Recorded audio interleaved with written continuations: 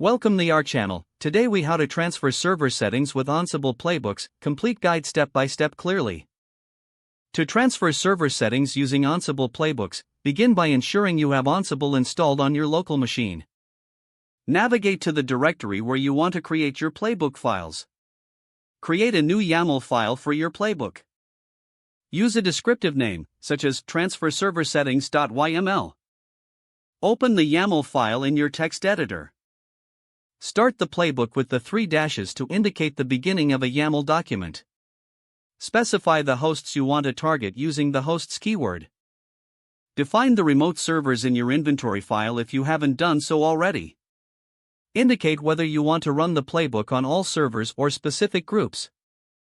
Next, define the tasks section of your playbook using the tasks keyword. Add a task to transfer the server settings. Use the copy module to transfer configuration files as needed. Specify the source file path on your local machine. Define the destination path on the remote server. Ensure the destination path is correct to avoid errors.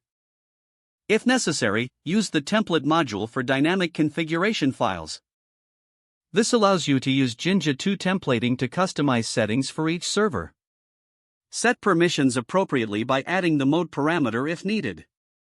Next, test your playbook for syntax errors. Run the Ansible playbook command followed by the playbook file name. Review any output for warnings or errors that may need addressing. Once the syntax check is successful, execute the playbook to apply the changes to the servers. Monitor the output for task completion and verify if the server settings have been applied correctly. For further automation, explore using roles to organize your tasks and files. Document your playbook with comments for future reference and clarity.